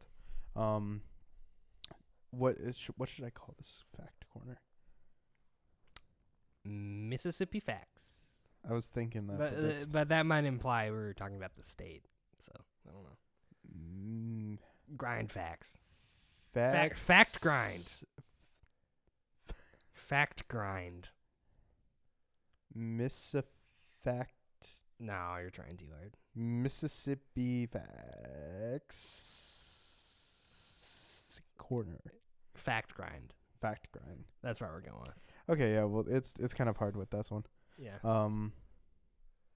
Wait. Isn't it supposed to be you doing the facts? Am I? Yeah, it's supposed to be your. Do you want me to grab my laptop? No. It's fine. I got it. Yeah, it's fine. Don't worry. You I got got the it. computer. I'll do the fact corner to this time. But You're so right. Like I didn't even think about that. so Oh well. so there's not a lot of facts Like behind the scenes facts. on this movie. So I was just gonna honestly, it's better because I was just gonna bring up the directors. So the directors of this is Ryan Fleck and Anna Boden. Do you know what other movies they've done? No idea. So Mississippi Grind is number 6 in their like rating letterbox popularity. It's actually a sequel to Arkansas Struggle. There. Okay. Number 5 on their thing is called Masters of the Air, which I'm pretty sure is a miniseries with Barry Keoghan and Austin Butler. Okay. Oh, and Callum Turner. Sorry. That's number 5. Then they have Half Nelson. They did Half Nelson from 2006. Which it was just Ryan. It's Ryan directing, but this one also has another Ryan in its lead role. Mr. Ryan Gosling. This is where his first Oscar nomination came from. Ooh. So it's a little. It was It's a little Ryan's all the way a down. little Sundance film, and then they did also Freaky Tales from a few years back. I really enjoyed that with Pedro Pascal, as well as Ben Mendelsohn and Jay Ellis. It's a really fun watch. You should watch it. Which one? It's called. It is called Freaky Tales. Freaky Tales. Yes, it's a really fun. It's a fun anthology. And then I guess there's one called It's kind of a funny story, with Emma Roberts and Zach Galifianakis. Never. It's in my watch list. Remember when Zach Galifianakis was like really famous for like 2 years? Yeah, he was. But you definitely know their top movie. It is It's the iconic Captain Marvel from 2019. You know, I rewatched Captain Marvel not that long ago. Mhm. It was probably like a year or two ago. It's not that bad. It's not bad. It's like It suffers from like being a little bit mid, which most of the Marvel movies Yeah. ended up suffering from. But like, it's not that bad. yeah. It's It got too much hate, to be honest with you. it's like a 2.5 out of 5 for me. The It's like very mid. It's like Eternals, where I'm like, okay, I like some, but I'm like still some other stuff is kind of. It is stupid that they try to introduce like such an overpowered character so late into everything. But They should have waited until the next phase to do Captain Marvel. But what do I know? Well, she would have defeated Thanos. Remember? I know, but like, I don't know. Whatever. So, but unlike Captain Marvel making $1 billion, Captain Marvel made $1.1 billion. Do you know how much Mississippi Grind made in the domestic box office? 350. 350. 350. 3.5 million? No. 350. $3.50. It was in one theater. Mm-hmm. So Mississippi Grind altogether, domestic. I'm gonna go with 15 million. Is that too high? So its widest release was in 46 theaters. Oh, That's probably why it's not well seen. okay. Domestic, it made $130,000. Oh my god. Altogether worldwide, it made $422,000. It deserves way. It better deserves than that. way much more. But so very, very huge gap between that and Captain Marvel, which I'm pretty sure was their next film. So it's well, okay. You make your serious good movies, So. and then you sign up for the Marvel slop train. Yeah. You get $1 billion. You know, it makes it all worth it in the end. so Good on them. to kind So, of bring more. Are they like a why are they a duo? Is it like a couple situation? Like, who did you say their names were again? Anna Boden and Ryan Fleck. Are they married or what? Not that I can think. Not that I see. They got a Curtis and Jerry. Wait, maybe kind of they're- relationship. They formally dated, Ooh. but due to contrary to popular belief, they are not a married couple. Can you imagine making a bunch of movies with your ex? That'd And be rough. That I would don't- be very rough. Well, I mean, it must have been amicable. I don't know. So, Works out for them. That's good. yeah. So, but they just, I guess Maybe they hate each other, but they're like, this is making a lot of money. We got to keep this thing going. There's nothing really that said. So it looks like, it just looks like they were like, they just were film students that were working together.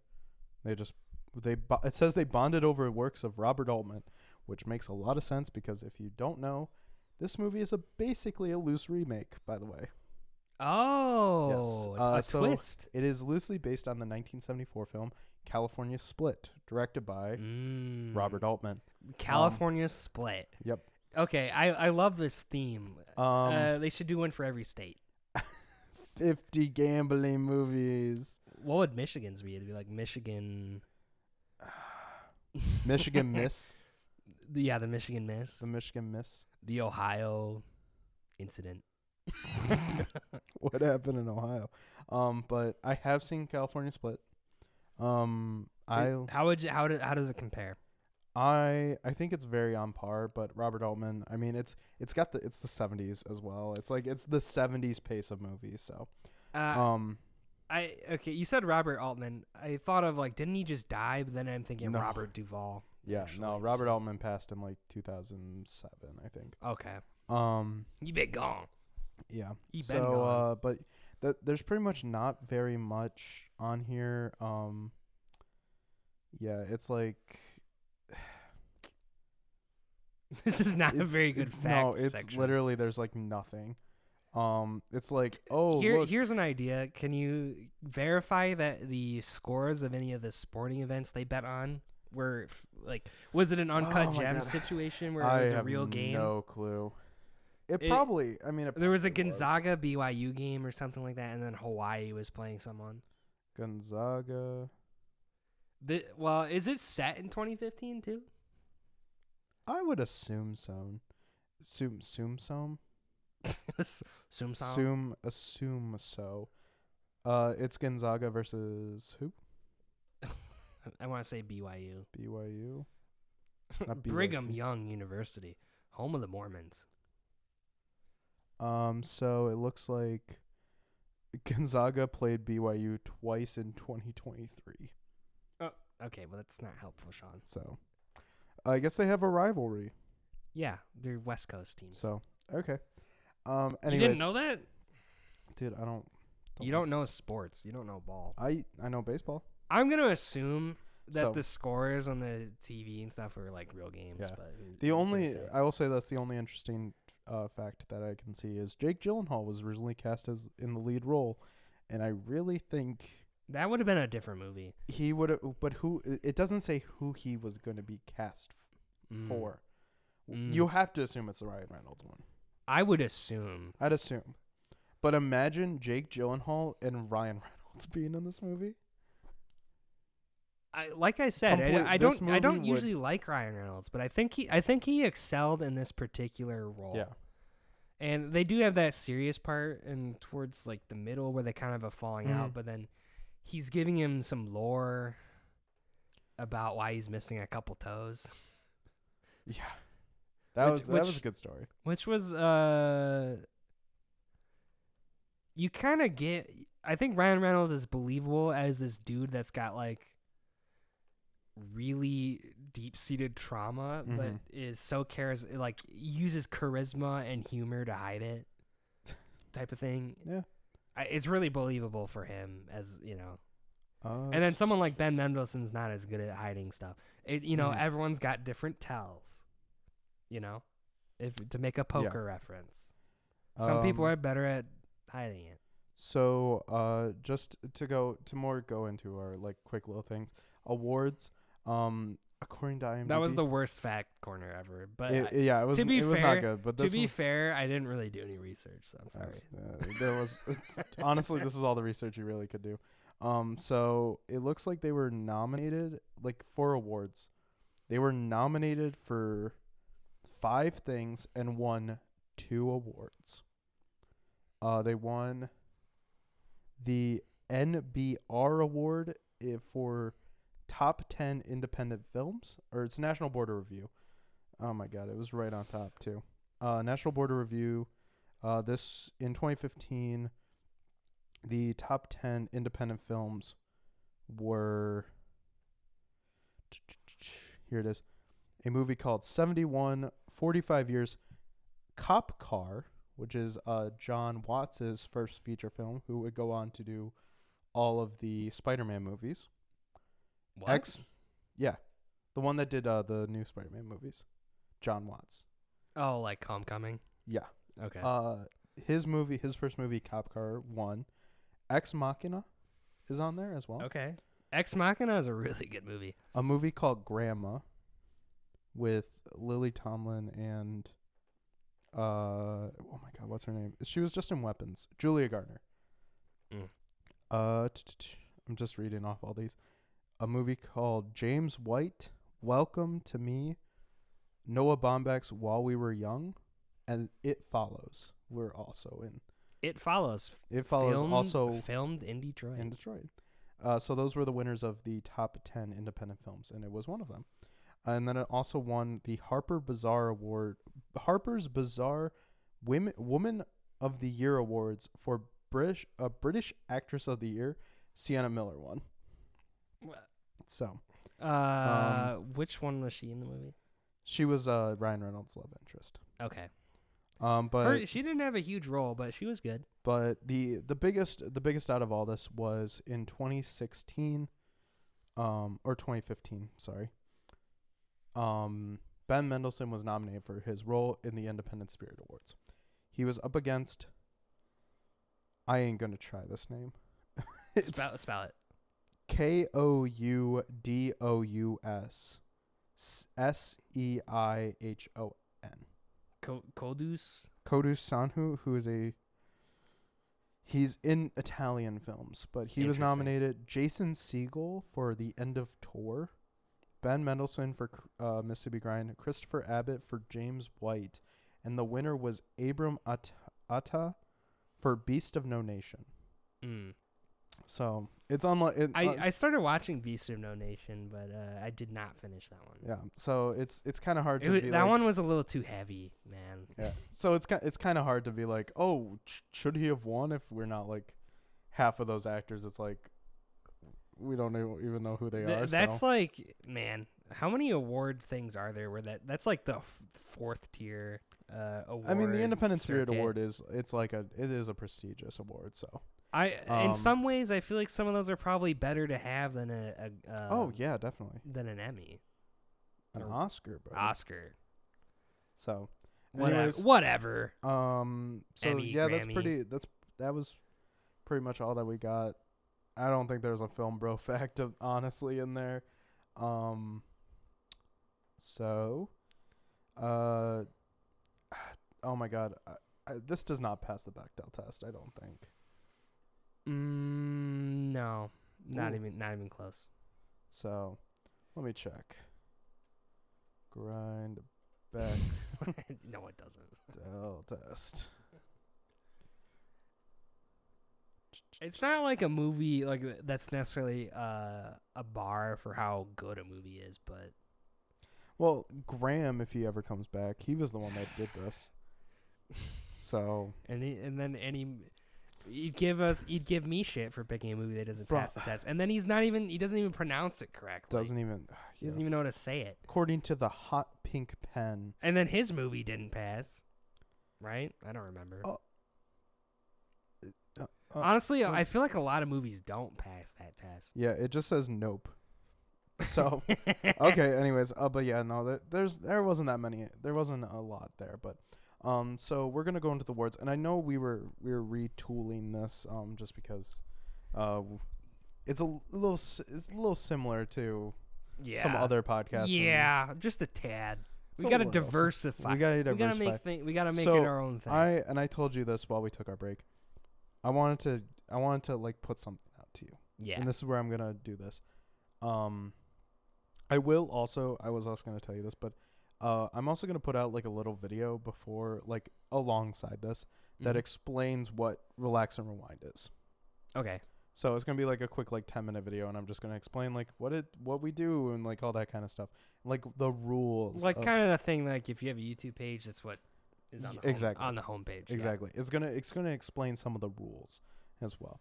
But I wanted to There are rules? There are rules to picking. Oh, okay. Picking the movie. So So I was going to put this to you. I say we still do best scene, best actor, best supporting actor, and like the Kenneth Branagh Dutch Angle Award.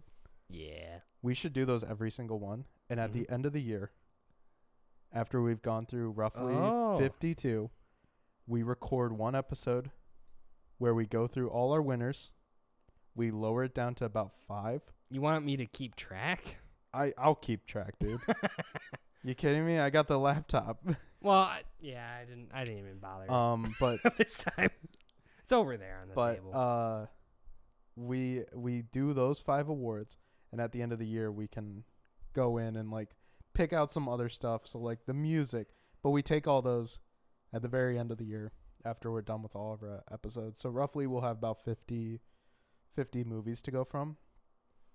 We record an episode where we pick out the 5, and then we present like Going from 50 to 5 might take a while. we can go. Oh, there'll be some that'll be like, oh, I don't know if we want to do this. So we do that, and then we do like a mock award, and we give them an award, the Relax and Rewind award. And then we have the director of the movie come on and talk to us about it. And it'll probably just be Graham doing a voice. That's okay. So that's fine. The audience won't know. No, wait, hold on. The Mad Max is doing clips. Hold up. I told you. Oh my god! I told you I would do the new ones didn't too. realize that. Holy shit. Is this Furiosa? Or is this Furiosa is good, and not anyone watched it for some reason. Oh no, this is Furious. Anyways, so let's just start off. We're gonna do best scene, best actor, best supporting actor, and then the Kenneth Branagh Dutch Angle Award, and best piece of music. You want to do that? And those will be like the main 5 awards. See, the problem with you taking 3 weeks to get here for the recordings, I don't remember what was in the movie.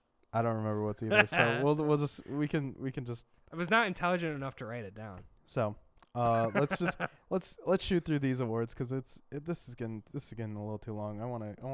Okay, let's go. All right, best scene. I'm gonna just put out my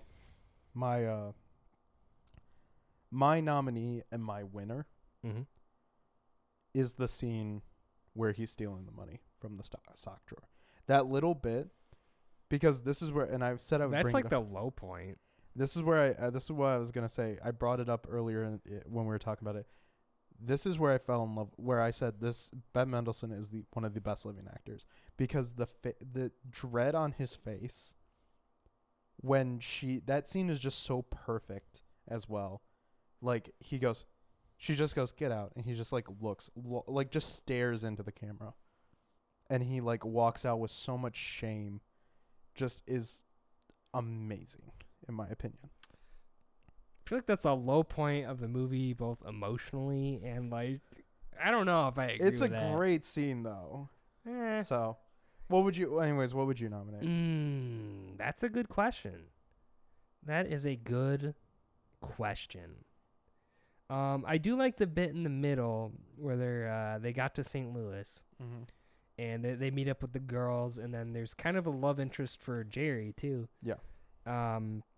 And then he just he gets to talking with them, and then like, oh, like what's your special talent? She does like a magic trick for him, and he goes to the piano.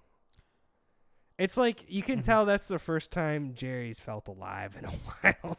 Yeah. I think that was nice. So, and actually before you And then Simone and Curtis are talking about Jerry, and they're like who is this guy? Like why are you doing this with him? Yeah. And Curtis is like, I don't know, like I got to or something, right? Yeah. So this also brings up another thing. I'd nominate that scene. So the song that's played, I'm gonna play it through our headphones right now. Oh yeah, it's Nocturne, blah blah blah. It's like that one that plays when you're like, it's morning time, but you're kind of sad. Yeah. So I do not. It's Gymnopedia. Yeah, that one. Number yeah. 1. Yes. I actually know that. Like I've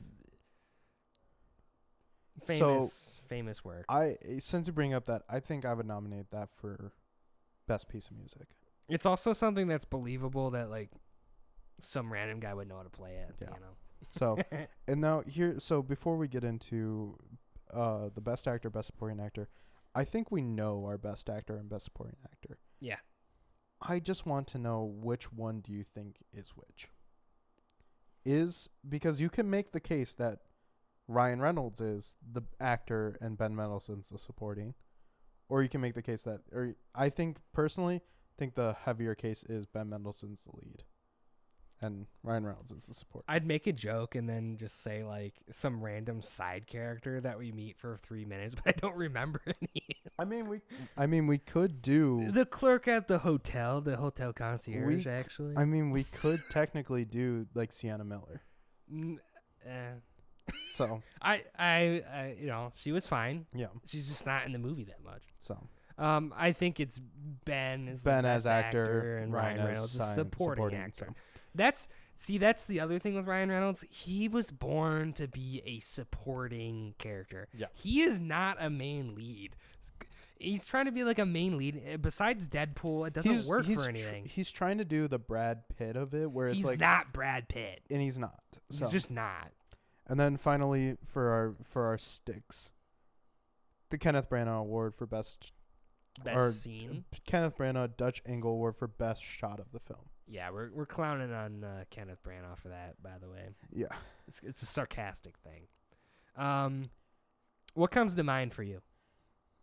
What comes to mind is the wide shot of them two sitting at the table after they've won, and it's just the feast. And Ryan Reynolds is sitting there actually eating the steak or lobster or whatever he has, and Ben Mendelsohn's just sitting there. Well, if you're talking just like shots, I do like the part where they're on the steamboat casino and the river somewhere, and Ryan Reynolds is just dumping facts about Iowa, just Simone. just knock him. That shot that was a nice shot. It was shot well. Yeah. But like I said, I like the colors and all the very good color blocking, good cinematography. It is the one scene I did mention before where you have that slow zoom on Jerry. Yeah. And you're kind of just thinking like, who's going to F over who? Cause like Jerry's like, he's in it a little bit too much. He's being a little too serious about this. Like, I don't know if Curtis realizes that Jerry's life depends on this trip. You know what I'm saying? I think just the subtle camera movement there is so good. And, like, it's nothing complicated. It's just a slow zoom. But, like, that's like, some intent with... Because that could have easily just been a static shot, you know? Yeah. Shot, and just adding shot. that zoom really But does no, that stuff. you're hinting at the psychology of the character with it. Which I think is more... that's better than a static shot. I mean, like, that's so important. That's what makes a movie, you know what I'm saying? I would nominate that. Okay. Because like I don't recall any other like camera movement techniques that are as apparent. Like I guess I think there's other things, but they're more subtle. Yeah. I don't know. Gotcha. That's my take. Is there any other of the awards that you want to do? Because I think I do have one for Norton and the Norton to Ruffalo Hulk Award. Who would you replace in this movie? I know you like. I think the two main leads are really good. If we're gonna be real here, who's expendable? I think it's Ryan, but I think it's Ryan too. I still like Ryan in this movie, but that's the thing is that I like his performance. I think it works. Yeah. I don't think. Just hear me out. Technically, Ben wasn't nominated, so I don't think this person that I'm gonna say would get nominated for it either. You brought up Uncut Gems. Adam Sandler. Do you think Adam Sandler could play the Ben Mendelsohn part? Oh yeah, because I think he might be maybe a little more believable, just because I feel like Ben Mendelsohn has that kind of like when Adam Sandler tries and he's in a drama, he's in a serious role, he nails it. Yeah. But a lot of comedians are like that. But even like then, it's like almost like, okay, Adam Sandler is doing the straight part. Ryan Reynolds is the funny guy in this. So he's supposed to be. Yeah. He's supposed to be the charismatic. Or hear me out. The Ryan Reynolds like girlfriend or love interest. Brie Larson. She kind of looks like. I think in my head they kind of look alike. I mean, just because like Brie Larson also like then it kind of makes sense because then Ryan Fleck and Anna Boden work with Brie Larson later on in Captain Marvel. I don't really know if I've seen Brie Larson in anything too serious. I don't know. You've never seen Room? No, I've never seen Room. Okay. You said something about I don't know why this popped up, but like Bryan Cranston, he's kind of a Ben Mendelsohn type. See, I feel like he'd be too much for this movie. Bryan Cranston could play that type of character. Yeah. Oh no, yeah. He's like that archetype. Definitely. Especially as long as we're not talking about Heisenberg, like pre Heisenberg Bryan Cranston. Just because you hate it, Muppet Mayhem. Nah. Well, who would you? I don't think I would do the opposite. Every single actor is human, except for the two leads, and it's Kermit. I gotta cut off Kermit the Frog and Fozzie Bear as the two leads instead. Bert and Ernie. Oh. That'd be pretty good. That'd be pretty good. Bert and Ernie, but like I think Fozzie Bear and Kermit, like okay, but imagine if like Kermit. Okay, hold on, there's another Muppet. The ex-wife is Miss Piggy. Oh well, duh. I think it would work. It would. So it would. What? But imagine like the horse race scenes, or they go to a dog race too. Yeah, they go like to a horse race. It's just like a Muppet going like like the puppet. That's the only Muppet that's like in the movie around. is one of the. It's just a Muppet race. The entire movie is just the same except for one single jockey. Kermit pulls up from the rear. Kermit on Miss Piggy takes the lead. Like that. I don't know. All the jockeys are Muppets. That'd be fine. That'd be funny. So. Well, I say as we're looking at Fury Road right now, like yeah. Mississippi Grind, but like they're going down the Mississippi River in boats, and it's like Mad Max. Oh my god! Like that's not a movie yet, though. Oh wait, no, I was gonna say it's a water. That's just Waterworld. I just watched Waterworld not that long ago. So, oh my gosh, okay. Kevin Costner in this movie. All right, I think one more award or two more. What about Lego set setting? There's nothing that we can really do. Well, with Lego set Sean, setting. I gotta ask you: does this movie pass the Epstein test? Oh my god, I forgot. Is anyone involved with the making of this movie mentioned in the files? Oh my god, why are you making me look this up? I'm making you look it up. The department. I just want to say it's like Ryan Reynolds' only mention is that he won Sexiest Man Alive in 2010 or whatever. And they're just talking about him. I just want to preface this that I am of sound mind and body. I have no intention of killing myself. No one anytime cares. soon. Sean, we're not even making an accusation. We're just saying they're in there. Ryan Reynolds. Yay or nay? How many hits? He has 2, 4, 6, 8, 9 hits.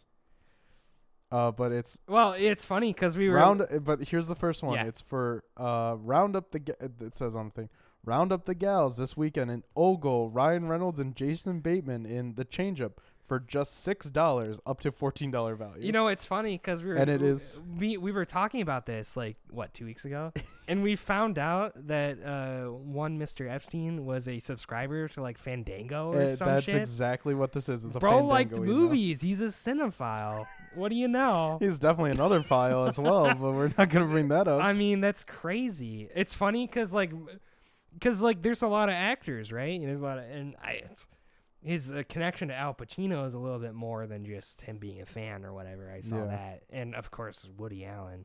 But I was looking through it, and it's funny how many people are just mentioned because he had a Fandango subscription.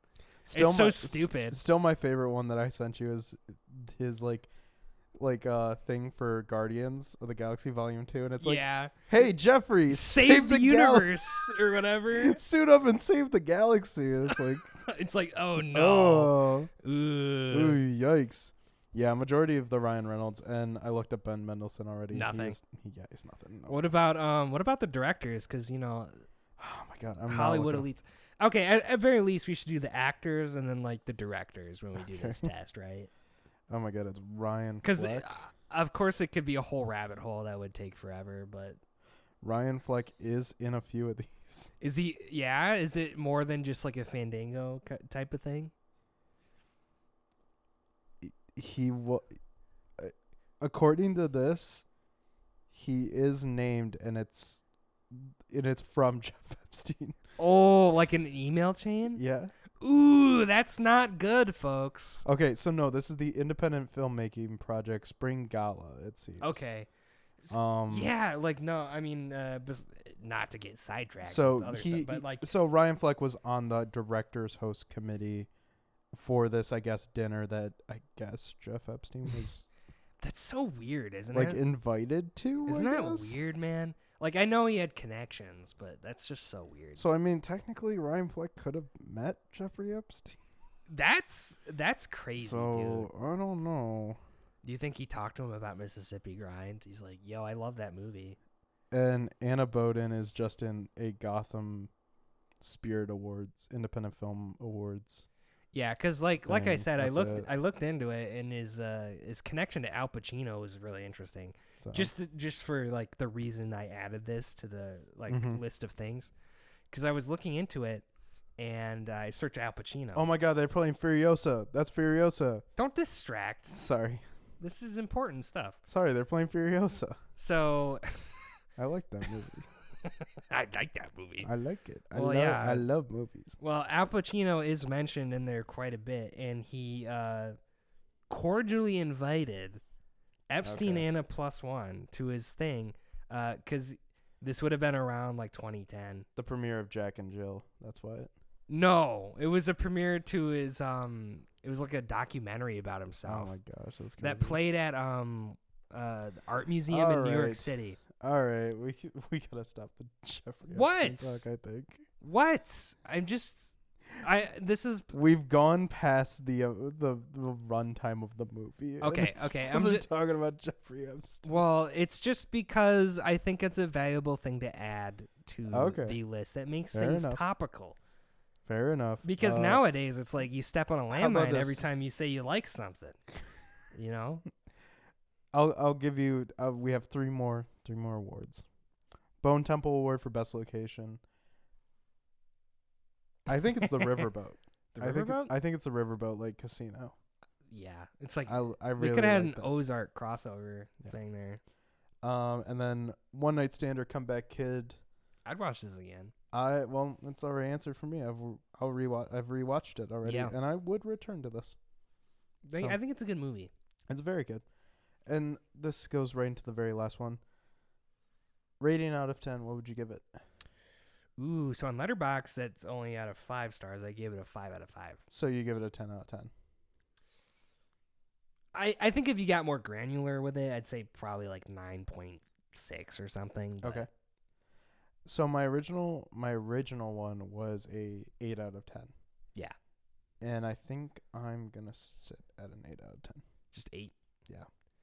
There is some things that I'm like, I would rewatch it. I really like it. I think it does kind of drag in some sections where I'm like, That's fair. So, it's but like- not every movie has to be No, I get like it, yeah. Fury Road or whatever. No, this is Fury- Furiosa. Okay.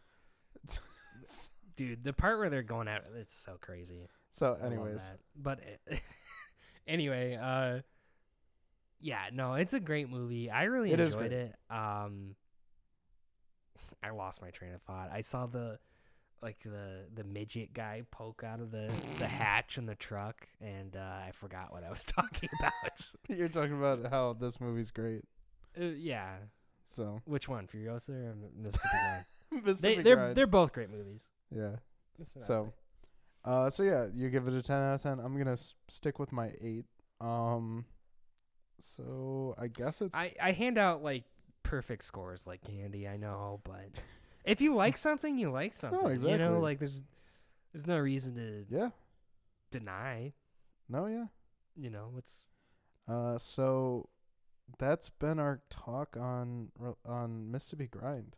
what a Um, grind to get through. Oh. Yeah, 3 weeks and 1.5 hours. Um, so it is my pick.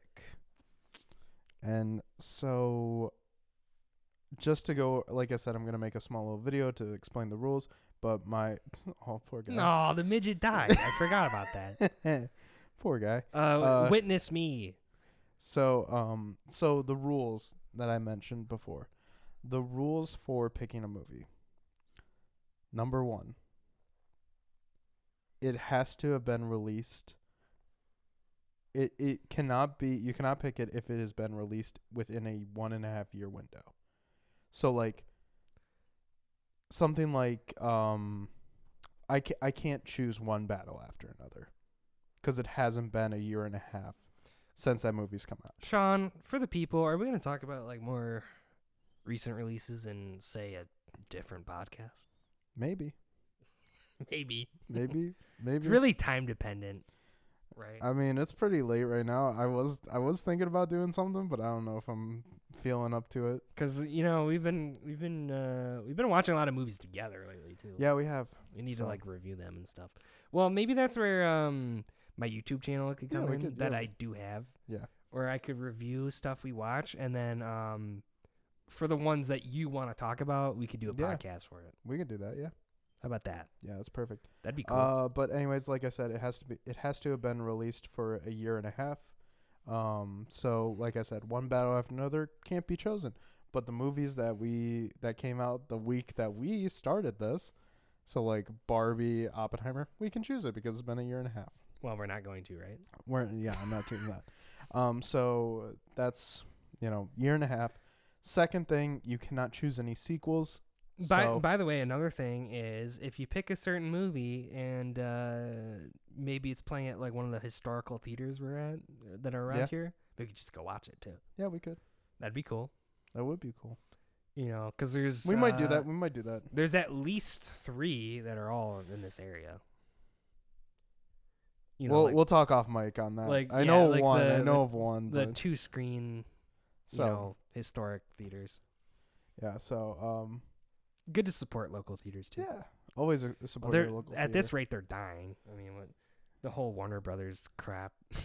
Don't even give me that. We can talk about later. They don't mind putting out live streams of all their movies though. So they're trying to connect with the Gen Zers or whatever. So anyways, so yeah, that year and a half past release. Second, no sequels. So unless we choose the original, so I can't go Rocky 4. I can't pick Terminator 2. No, that can't be a rule. No, hold on. What? We can't pick Terminator 2. We have to pick Terminator. We gotta do Terminator. We have to do Terminator first. So like we can't. You kind of get into. I can't pick Rocky 4 for. So like X-Men, you technically can pick like X-Men First Class before you pick X-Men, but those X-Men movies they cannot pass the Epstein test. Let me tell you. But you can't pick like X2 before you pick X-Men. Okay. And then I've been watching those. I know you were telling me. I've been going to the library and watching them. And then the last one. Oh my god, I had it in my head. I forgot what was the other rule, but you forgot your own rules? Got my own rules. Rule number 1, you're not supposed to talk about it. We can pick Fight Club. There we go. Ooh. Fight Club. No, I think I have my pick. But yeah, so we'll add more rules later down the line. I probably will have it in the video that I will put out. But my pick for the next Relax and Rewind is actually a film from the 90s. It is a film that I watched at school, or in high school. Demolition Man. Not Demolition Man. It is one that I watched in high school. My English teacher. The Lion King. It's not Lion King. My English teacher really liked it, and I have only seen the first hour of it. Is it a drama? It is not a drama. It is the genres under Letterboxd say it's a romance, mystery, thriller, science fiction. Oh God. Starring Ethan Hawke, Uma Thurman, and Jude Law. Ooh, that's 1997's Gattaca. Gattaca. I'm choosing Andrew Nichols' 1997 romance, mystery, thriller, science fiction Gattaca, starring Ethan Hawke, Uma Thurman, Jude Law, Alan Arkin, and Tony Shalhoub. Isn't there a video game? Oh, that's Galaga. That's Galaga. This is Video game. Gattaca. Gattaca. Gattaca. Is that referring to a place or a spaceship? It's referring to a corporation. So It made me think of Event Horizon. So you can with watch Sam this. Neill. So if you're gonna keep up with watching this with us, you can stream it on Fubo, or you can buy it. Fubo. You can buy it on Prime Video, Apple TV, More like Fubar. Fandango at home, Google Play, YouTube, and then you can also rent them on there. It's actually not bad. It's not Sean, bad. Sean, do you know what Fubar means? Yes, I know. Isn't it fucked beyond all belief or something? Fucked up beyond all repair. Yeah. It's a military term. Yeah. There was a comic. I remember this. This complete side tangent at the end. There was a comic book on Free Comic Book Day like 10 years ago when I was like, or it has to be more than 10 years ago. But I remember being like 10 and being like, oh my gosh, I need to get all the comics. And there was a comic called Fubar, and I was like, oh, I wonder why it's called Fubar. And my dad like looked at me and was like, no, I'm not telling you what Fubar means. So they should do like the SNL sketch with the one battle after another, like action figures. yeah. they should follow that skit up with like a comic book spinoff. That'd be funny. Comic book spinoff of the Heated Rivalry guy is hosting SNL this week. I would love to see just about any movie turned into a comic book. That'd be interesting. So, but yeah. So next week, hopefully, we will record our thoughts on Gattaca. I'll probably just who's the director there? Andrew Nichols. He also directed In Time with Justin Timberlake and Amanda Seyfried, and Lord of War starring Ethan Hawke and Nick Cage. I don't know. You've been pretty good with your movie picks so far. I'm telling you, I'm doing pretty good on. So who am I to doubt your picks? So yeah. Hopefully you join us next time when we discuss. It'll be next week, right, Sean? Yeah. Hey. It's not my fault. Also, by the way, the past 3 weeks, the reason why is because my car acted up and I had to get it repaired. Okay. You don't need to make excuses. And then me and my girlfriend went on a vacation. Okay, so like vacation. Lame. I'm excited for my vacation coming up next month. That'll be fun. So we might have to do 2 before. We might do because I'll be gone for a week at the end of March. Okay. So. We can do it definitely up. We got to make this. Maybe I'll just bring Graham over. Maybe we can. This whole no, you can't do one without me. You've done it before though. Yeah. So you could do that. So I could do it with Graham. That's when you can do Sex in the City. Graham will choose that. So that's fine. That's fine with me. I can miss that one. Anyways, you can find me on Letterboxd at _filmworker_ Where can they find you, Trevor? So I'm on Letterboxd at Trevzilla. I do have a YouTube channel, Hidden Trevor. I haven't uploaded any movie-related things yet. It's kind of it's a fledgling stupid. I'm just figuring out how to make videos, so don't make fun of me. But eventually I'll upload like movie reviews or something, and then we'll work on maybe doing the second podcast, like sporadically, not as frequently. Yeah, we'll talk off mic. I have an idea that I want to. Maybe it could be like a recap thing. Like what have you watched recently? That's what I was gonna. Like I said, I'll talk off mic, but I have an idea that I wanted to put past. Excellent. So anyways, yeah, you can follow us on Spotify at Relax and Rewind. You can also find us on YouTube at After the Credits. That's the channel name. Yeah. Anything else you want to say before we leave? No. Put it all on Black Baby. Let it ride. Doesn't he put it on like the Green Zero? I have no clue. I don't remember. Just let it ride. If you bet on the Green Zero, you're insane. Public service announcement before we leave. Go gambling. Gamble all your money away. You never know. Okay. Don't whatever Sean's saying. Don't listen. Like, it's okay to gamble once in a while. Just be responsible. Let it ride. Let it Be ride. responsible. Don't do the online betting stuff. You got to report everything. Yeah, in don't taxes. do don't like that's yeah, stupid. don't do online Go betting. to a physical casino. Go to the casino and put it all on black, baby. Let it ride. Let it ride. When you're losing physical money, it hurts more. And But if you win, let it ride. we should go down to Greek Town sometime. We should. Okay, we so should hit up. all right. We gotta do some blackjack. Hell yeah. All right. Well, we're gonna go to the casino now. So, yeah. See you guys next week when we watch Gattaca. Sounds good to me. All right.